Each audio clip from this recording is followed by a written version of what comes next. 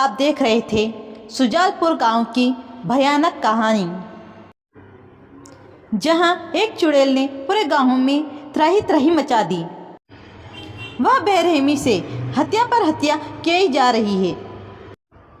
अब तक ऐसा लग रहा था जैसे दिव्या ही चुड़ैल है, और गांव वाले भी यही मान रहे हैं कि दिव्या की मौत के बाद ही यह सब कुछ हो रहा है।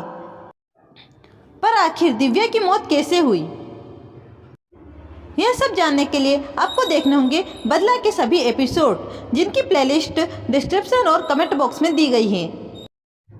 सभी गांव वालों और अपने घर से परेशान हो दिव्या निकल जाती है अपने ही वजूद की तलाश में, और उसकी यह तलाश उसे ले जाती है मौत के घर तक। यह मौत का घर और किसी का घर नहीं, बल्कि उसी चुड़ैल का घर था। पर यह चुड़ैल कोई पैदाइशी चुड़ैल नहीं थी। इसने तंत्र मंत्र से अपनी शक्तियां हासिल की, और इन शक्तियों को पाने के लिए उसने दिव्या को अपना मोहरा बनाया। अपने घर और गांव वालों के जुर्मों से परेशान दिव्या सिर्फ एक सहारे की तलाश में निकली थी, और वह सहारा उसे उस औरत ने दिया था। मासूम सी दिव्या पर्दे के पीछे छिपे इंसान को ना पहचान पाई, और उस औरत ने दिव्या के भोलेपन और दर्द का फायदा उठाया। उसने दिव्या के मन में बदले की भावना उकसाई और पहुंचा दिया आदि की बेटी को लाने।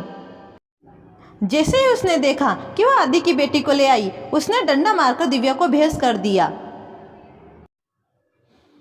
और शुरू कर दी अपनी तंत्र मंत्र की वह भयानक पूजा, जिसने उम्र के छोर को तोड़ दिया। उसकी एक गलती बहुत बड़ी तबाही का कारण बन गई। उस औरत ने न सिर्फ एक मासूम सी जान ली, बल्कि दिव्या को भी अपनी बलि का बकरा बना दिया, और वो भी सिर्फ और सिर्फ शैतान को खुश करने के लिए। उस औरत ने आदि की बेटी और दिव्या की बलि देकर शैतान को खुश तो कर दिया, और उसे मिल गई शैतानी शक्तियाँ। पर इन शैतानी शक्तियों के मिलने के बाद वह औरत सिर्फ एक औरत ना रही, बल्कि बन गई एक चुड़ैल। पर ऐसी क्या वजह थी जो वह सुजालपुर गांव को बर्बाद कर रही थी? आइए जानते हैं। कुछ सालों पहले वह भी उसी गांव में रहती थी। उसके 2 छोटे छोटे जुड़वा बच्चे भी थे। उस गांव में वह सुखी और खुशनुमा जीवन व्यतीत कर रहे थे। पर उसका पति पेशे से एक तांत्रिक था, और वह तंत्र मंत्र से बहुत कुछ पाना चाहता था। इसलिए वह शैतान की पूजा करता था, और यह शैतान की पूजा इतनी आसान न थी, क्योंकि वह चाहता था शैतान को जिंदा करना, इस धरती पर लाना, ताकि वह शक्तियाँ पा सके। वह शैतान की गुलामी करके धरती पर राज करना चाहता था, और यह पूजा इतनी आसान न थी। यह पूजा मांगती थी हर महीने एक बलि। गांव से धीरे धीरे बच्चे गायब होने लगे, तो कभी औरतें तो कभी कोई आदमी। लोगों को शक भी हुआ, पर बिना सबूत के करे भी तो करे क्या। वह तांत्रिक व्यवहार से इतना शरीफ बना हुआ था कि लोग उसे छोटा मोटा तांत्रिक समझ बैठे। पर एक दिन गांव के बाहर उसे किसी ने शैतान की पूजा करते देख लिया, और उसने यह बात गांव में जाकर कह दी। गांव वाले अपने हाथ में तलवार लेकर उसे मारने आ गए। वह गांव वालों से डरकर भाग गया, पर गांव वालों ने उसे पकड़कर काट डाला, क्योंकि अब तक वहां कई बलियां दे चुका था। गांव वाले गुस्से में पागल हुए जा रहे थे। उसके बाद सभी गांव वाले तांत्रिक के घर जा पहुंचे। माया बच्चों को सुलाकर बाहर आई, और गांव वाले उस घर में घुस गए। उन्होंने तोड़फोड़ करना शुरू कर दिया। सभी चिल्लाने लगे कि यह उस तांत्रिक की पत्नी है, यह जरूर उसके साथ मिली होगी। अगर यह जिंदा रही तो यह उसकी अधूरी पूजा को जरूर पूरा करेगी और फिर से गांव में आतंक शुरू हो जाएगा। इसलिए हमें इन्हें मारना होगा। इसलिए गांव वालों ने बिना कुछ सोचे समझे माया को काट दिया। उसके जुड़वा बच्चों के खेलने की आवाज भी आ रही थी, पर गांव वाले करे भी तो क्या करें। एक मन कह रहा था कि वह उन्हें अपना ले और दूसरा कह रहा था कि सांप का बेटा तो सपोला होता है, यह जरूर कोई ना कोई राक्षस बनेंगे। और उसके बाद वो उन बच्चों को भी मार डालते हैं। लेकिन इन सभी के बाद गांव में शुरू हुई दहशत की कहानी। लोगों को मजबूर होकर गांव छोड़ के जाना पड़ रहा था। तो कुछ गांव वालों के लिए सिर्फ उनकी जमीन ही पेट भरने का एकमात्र जरिया थी, तो वो गांव छोड़ के जाए भी तो जाए कैसे। पर सवाल यह था कि अगर माया मर चुकी थी तो यह सब आतंक और खून खराबा कौन कर रहा था? क्या यह माया की आत्मा थी जो इन सभी को मार रही थी? गांव वाले अपने समस्या का हल ढूंढने के लिए किसी पुजारी के पास जाते हैं। वहां उन्हें पता चलता है कि यह चुड़ैल और कोई नहीं बल्कि माया की आत्मा ही है, जिसने मरने के बाद तांत्रिक क्रिया करके राक्षसी शक्ति हासिल कर ली है। माया की आत्मा ने जब मरने के बाद अपने बच्चों की लाश देखी तो उसे मुक्ति ना मिल पाई और वह सभी गांव वालों से बदला लेने के लिए उतारू हो गई। फिर क्या था, वह हर एक उस शख्स को मारने लगी जो उसके घर आया, जिसने उसको तड़पाया, जिसने उसके पति को मारा। उस भीड़ में शामिल तो कुछ गांव वाले ही थे, पर वह बदला पूरे गांव वालों से ले रही थी। इतनी मौतें देखने के बाद सुजालपुर गांव अब सिर्फ और सिर्फ एक कब्रिस्तान बन के रह गया था। मंदिर में पुजारी माँ दुर्गा की पूजा कर रहे थे कि अब वही इस चुड़ैल से उन्हें मुक्ति दिला सकती है। हे माँ, अब तुम ही हमें इस चुड़ैल से मुक्ति दो। आखिर गांव छोड़ के हम जाएं भी तो जाएं कहाँ माँ? हमने अगर कोई अपराध किया है तो हमें उसकी सजा मिल चुकी है। हम उस अपराध की क्षमा मांगते हैं माँ। ऐसे ही रोते बिलखते गांव वाले मंदिर में माता जी से विनती करती हैं कि अब यह माता रानी ही सभी को बचा सकती हैं।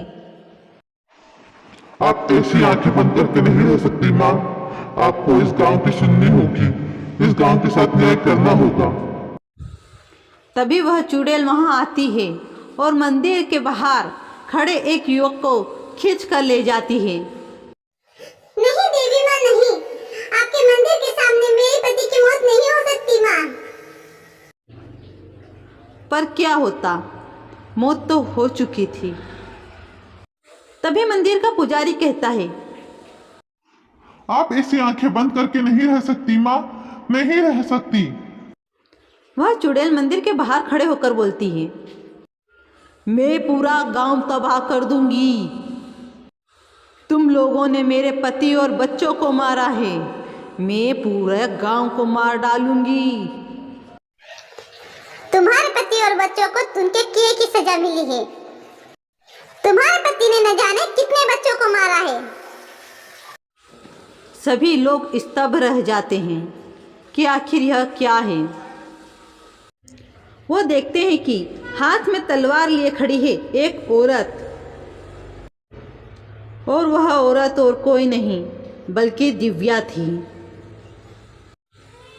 सब देखकर स्तब्ध रह जाते हैं कि आखिर दिव्या फिर से इतनी सुंदर कैसे हो गई। क्या यह वाकई में दिव्या है या और कोई? तुम गांव वालों से बदला नहीं ले पाओगी। तुमने अब तक जो किया वह किया, लेकिन अब मैं और मौतें नहीं होने दूंगी। अगर इतना ही घमंड है तुम्हें अपनी शक्ति पर, तो आकर मुझसे लड़ो। चुड़ैल गुस्सा करती है, तुम्हारी बलि तो मैंने राक्षस को दी थी, फिर तुम इस देवी रूप में मेरे सामने कैसे खड़ी हो? अगर मौत के बाद तुम्हारी आत्मा बदला ले सकती है, तो मेरी आत्मा भी बदला लेगी। अगर कहानी बदला पूरा करने की है, तो मैं भी अपना बदला पूरा करूंगी और मैं अपनी मौत का बदला तुमसे लूंगी। उस बच्चे की मौत का बदला तुमसे लूंगी। तुम्हारे कारण इस गांव में न जाने कितनी मौतें हुई है। मैं हर एक मौत का बदला तुमसे लूंगी। मेरी राक्षसी शक्तियों के सामने तुम कुछ नहीं कर सकती दिव्या। देवी माँ के सामने तो चंडमुंड नाम के राक्षस भी झुक गए थे, तो फिर तुम तो एकमात्र चुड़ैल हो। तुम्हारी मौत के लिए तो मेरी आत्मा ही काफी है। और इस तरह दोनों अपनी शक्तियों से लड़ाई करती हैं। चुड़ैल को दिव्या की आत्मा देखकर बहुत गुस्सा आता है।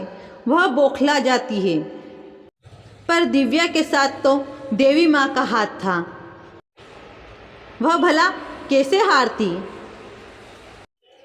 उसने उस चुड़ैल को खत्म कर दिया और जला के भस्म कर दिया। हमें चुड़ैल से मुक्ति दिलाने के लिए धन्यवाद दिव्या। मुझे किसी के आभार की आवश्यकता नहीं। आप लोगों ने मेरे साथ अन्याय किया, पर माता रानी ने नहीं। और आज उन्हीं ने मुझे आप लोगों को बचाने के लिए भेजा है। मुझे माफ कर दो दिव्या, मुझे माफ कर दो। मैं गांव वालों के कहने में आ गया और तुम्हारे चरित्र पर शक किया। कुछ गलतियों की माफी नहीं होती है, सिर्फ और सिर्फ दंड होता है। और अगर मैं तुम्हें मौत की सजा दूं, तो तुम्हारे छोटे भाई बहनों का क्या होगा। इसलिए मेरी सजा यही है कि तुम सारी जिंदगी इसी पश्चाताप के साथ जियोगे कि तुमने अपने हाथों अपनी गृहस्थी में आग लगाई। मैं तुम्हें कभी माफ नहीं कर सकती, कभी नहीं। और यह कहकर दिव्या की आत्मा वहां से चली जाती है और खत्म हो जाती है बदले की यह दास्तान। पर इस घटना के कुछ साल बीत जाने के बाद भी गोपाल अपनी गलती पर सिर्फ और सिर्फ आंसू बहाता मिलता है। देखना ना भूले हमारी नई रोचक डरावनी कहानी। और वीडियो को लाइक और चैनल को सब्सक्राइब करना मत भूलना। Thanks for watching.